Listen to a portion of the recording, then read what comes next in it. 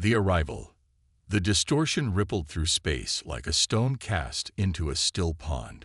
One moment, the disputed territory of Nexus Point was empty save for the occasional patrol ship. The next, a massive vessel materialized without warning.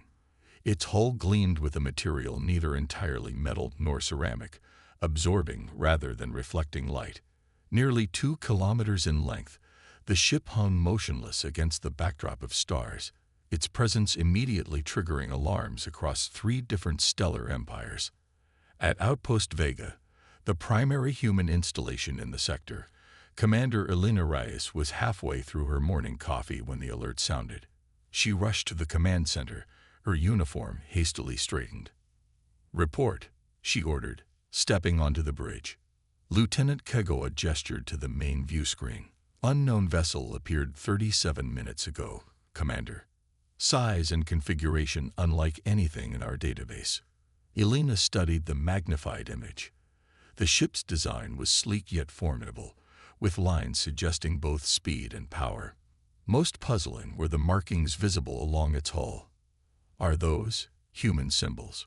she asked, leaning closer. "Yes, Mom. That's what's strangest about this. The markings appear to be in standard Earth script, but the design is nothing like our ships or any known human vessel." "Any response to hails?" "None, Commander. We've tried all frequencies and protocols." Elena's decision came quickly. "Prepare a diplomatic shuttle. I want a small team for first contact, science, security, and communications. I'll lead personally." "Ma'am," Kagaway objected, "regulations state that the outpost commander should not." "I'm well aware of regulations, Lieutenant," Elena interrupted. "But if that ship is of human origin, I need to see it with my own eyes." Within the hour, the shuttle peacekeeper detached from the outpost. As they approached the mysterious vessel, Elena could see the battle scars marring its hull. Whatever this ship was, it had seen combat. Extensive and recent. "Commander," called Lieutenant Peddle from the sensor station, "I'm detecting strange temporal readings surrounding the vessel. The space-time fabric appears distorted." "Meaning?" "Theoretically, it could indicate some form of time displacement." Before Elena could respond, their communications system activated. A voice, artificial and modulated, filled the cabin. "Approaching vessel identified as human configuration. State designation and purpose." Elena straightened in her seat. "This is Commander Elena Reyes of Earth Coalition Outpost Vega. We approach on a peaceful diplomatic mission. Identify yourself." A pause followed. Then, scanning. Genetic patterns confirmed as human baseline. Temporal displacement detected. Permission to approach granted. Docking Bay 4. A section of the massive ship's hull slid open, revealing a cavernous docking bay large enough to house 20 vessels the size of their shuttle. Lieutenant Chen, the security officer, tightened his grip on his sidearm. "I don't like this, Commander." "Noted, Lieutenant. But we're going in." The shuttle settled gently onto the deck of the bay. Atmosphere readings showed breathable air, though unusually sterile. Elena led her team through the airlock, stepping cautiously onto the deck of the mysterious vessel. They were met by a holographic figure, a woman in a uniform Elena didn't recognize, with insignia suggesting high rank. "I am Aria, Advanced Responsive Intelligence Assistant of the Earth Fleet Vessel Defiant. Welcome aboard." Elena stepped forward.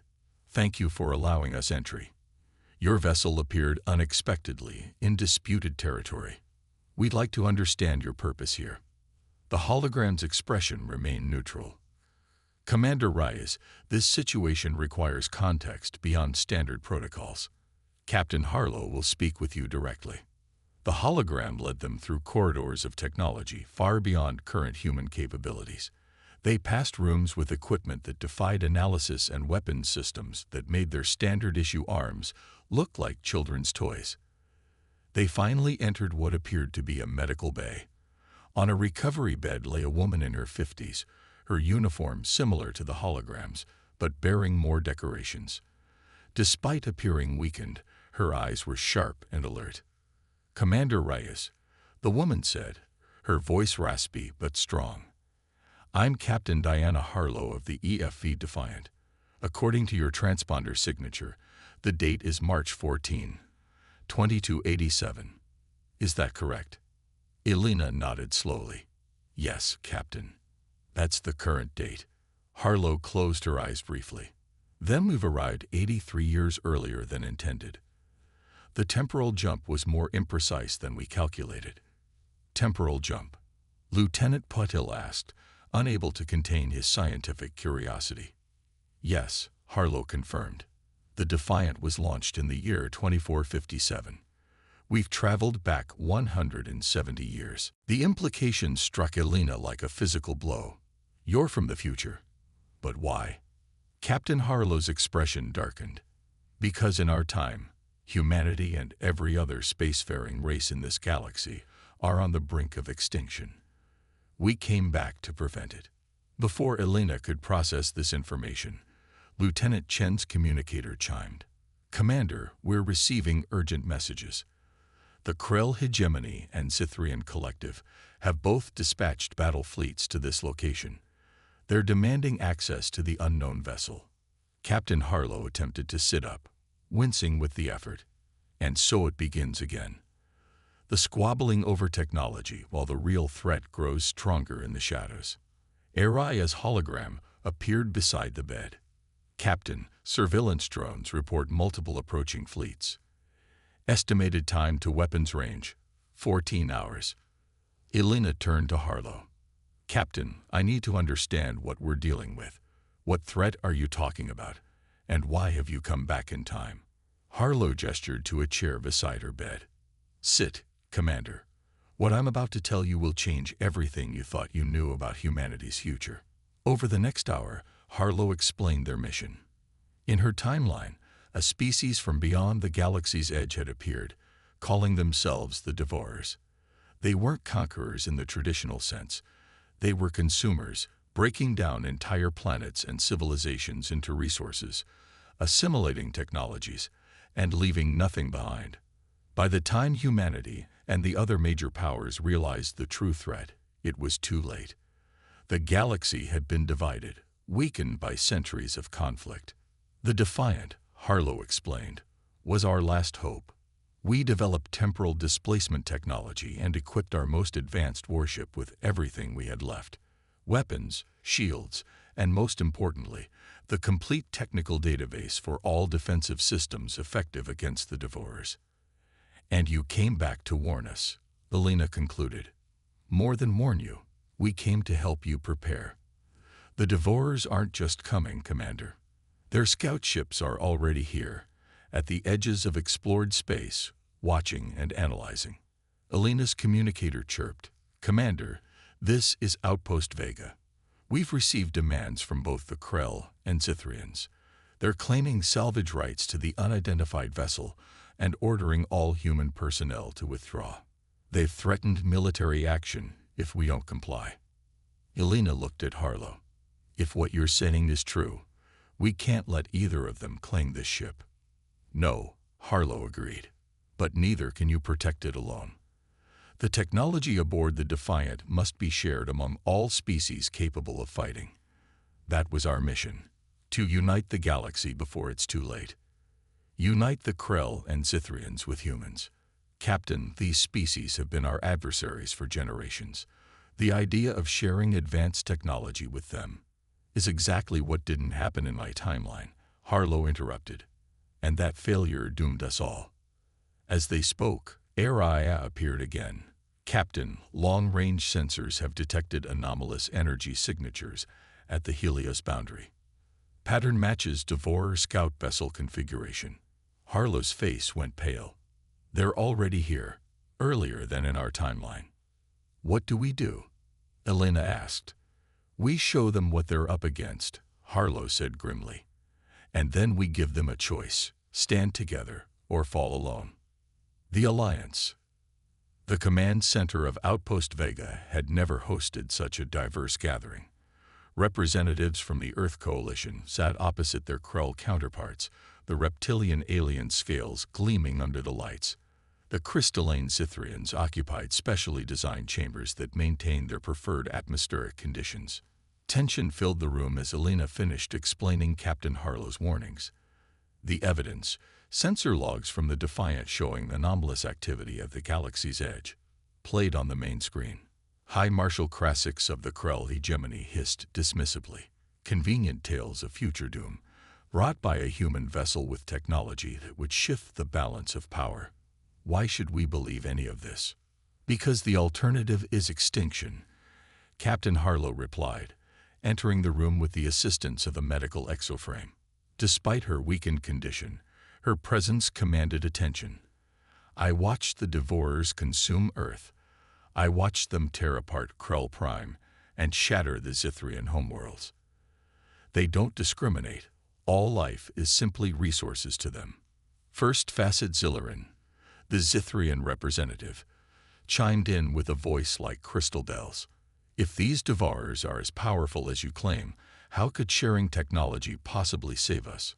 Harlow nodded to Aria, who projected new images, technical specifications for defensive systems, weapons platforms, and shield generators. In my timeline, we developed effective countermeasures, but too late and separately. Each species made breakthroughs the others needed, but pride and fear kept us from sharing. By the time we overcame our differences, half the galaxy was already lost. As the representatives studied the specifications, an alarm blared through the outpost. Lieutenant Kagawa's voice came over the intercom. Commander, the Krell battle cruiser Indomitable has broken formation. They're on an intercept course with the Defiant. High Marshal Krasix stood abruptly. I gave no such order. On the main screen, they watched as the massive Krell warship accelerated toward the time-displaced vessel. Smaller Krell craft followed in attack formation. War Leader Drax, Krasix growled. He commands the Indomitable. He's acting without authorization. Can you order him to stand down? Elena demanded. I would need to return to my flagship. The communication protocols. There's no time, Harlow interrupted, her face grim. The Defiant will defend itself. On screen, the Krell vessels opened fire. Energy torpedoes and particle beams struck the Defiant and simply dissipated against invisible shields. For a moment, the future vessel remained motionless. Then, pinpoints of light appeared along its hull. What happened next silenced everyone in the room. Precise energy beams, thin as laser pointers but impossibly powerful, reached out from the Defiant. Each beam touched a single Krell ship, and each ship immediately went dark, power systems failing instantly. No explosions, no destruction, just complete neutralization. Within 30 seconds, 12 Krell warships drifted powerless in space. The Indomitable, larger and better shielded than its escorts, continued its approach. The Defiant responded with a different weapon, a pulse of energy that enveloped the battlecruiser. When it dissipated, the Krell vessel remained intact, but completely motionless. Aria, Harlow said quietly. Status report. The hologram appeared beside her. Defensive systems responded automatically. Krell vessels have been neutralized using minimal force protocols. No life forms terminated. All crews remain viable. High Marshal Krasix stared at the screen, scales pale with shock. Impossible. The Indomitable carries our most advanced shields. Nothing should be able to penetrate them so easily. The Defiant is 170 years more advanced than anything in this time period, Harlow explained. And even with that advantage, we couldn't stop the Devourers alone. First Facet Zillerin's crystalline form shimmered with agitation. You could have destroyed those ships completely. Why didn't you? Because that's the difference between us and the Devourers, Harlow replied. We still see value in life, all life, not just human. Elena watched the representatives exchange glances. The demonstration had made a powerful impact. This is what we're offering, she said. Not conquest, not dominance. Survival. For all of us. High Marshal Krasix broke the silence. The technology that disabled my ships. It could be adapted to our vessels. Yes, Harlow confirmed, along with much more. Early warning systems to detect devourer infiltration. Defensive shields that can withstand their primary weapons. Communication networks they can't disrupt. And in exchange, First Facet Zillerin asked cautiously. Alliance, Elena stated simply, complete and unconditional. We face this threat together, or we don't survive at all. The discussions lasted for days. Centuries of mistrust and conflict couldn't be overcome in a single meeting. But the evidence from the Defiant, coupled with new reports of unexplained phenomena at remote outposts, gradually convinced even the most skeptical representatives. 2 weeks after the Defiant's arrival, representatives from 17 spacefaring species gathered at Nexus Point to sign the first truly galactic alliance in history. Technical teams began the process of adapting the Defiant's technology to diverse vessel types and defense systems. Elena found Captain Harlow on an observation deck, watching the combined fleet exercises. It's strange, Harlow said without turning. In my timeline, the first Galactic Alliance wasn't formed until 2389. By then, the Devourers had already consumed 37 inhabited worlds. We still have much to prepare, Elena noted. Some species remain suspicious, and integrating such diverse technologies won't be easy. But you've begun. That's what matters. Harlow turned to face her. In my timeline, humanity tried to face the threat alone first. We thought our technology would protect us. That arrogance cost billions of lives. Elena watched as Krell, Zithrian, and human vessels maneuvered together in formation. It won't happen that way this time. No, Harlow agreed. ARIA has calculated a 93% probability that this timeline will diverge significantly from ours. You have nearly a decade before the Devourers launch their main invasion. Time we never had. And the Defiant. What happens to you and your crew? Harlow smiled faintly. The temporal jump was one way. We're part of this timeline now. My crew is beginning to awaken from stasis. We'll help however we can. As they spoke, a small craft approached the observation window, the Krell shuttle escorting a Zithrian transport. The new joint command structure taking shape. You know, Elena said thoughtfully, in ancient Earth mythology, there's a story about humans receiving fire from the gods, a gift that transformed civilization. And how did that turn out? Harlow asked. There were consequences. There always are when the natural order changes. Elena gestured toward the assembled fleet. But I think in this case, the gods would approve. Captain Harlow touched the window, watching the ships move in harmony. In my timeline, humanity's final message to the future was simple. Don't face the darkness divided. I never thought I'd live to see that message received. As the Earth rotated below, bringing night to the observation deck, the stars seemed to shine brighter than before. Not just with their natural light, but with the promise of a future that, against all odds, might yet belong to the living. We created you, their leader communicated to Nora and the human representatives, but you have become more than we envisioned. The universe is now yours to protect, to nurture, to transform.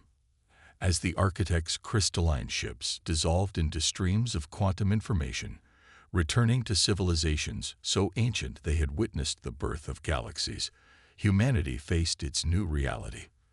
They were not merely another species in the cosmic ecosystem. They were its guardians, engineered with a purpose, but now free to define that purpose on their own terms. Nora stood on the observation deck of Earth's orbital platform, watching the transformed planet below. Cities glowed with new energies, wilderness preserved and enhanced through conscious design. Humanity had begun reimagining its existence, using its awakened capabilities not just to fight cosmic threats, but to create a civilization worthy of its newfound role. What do we do now? Kai asked, joining her at the viewport. Nora smiled, feeling the gentle pulse of billions of connected minds, each unique, each valuable, each contributing to something greater than themselves. Now, she replied, we become what we were always meant to be. Not just the universe's defenders, but its creators. The story of humanity is just beginning. Beyond Earth, the cosmos awaited, not just to be explored, but to be transformed by the species that had finally awakened to its true potential.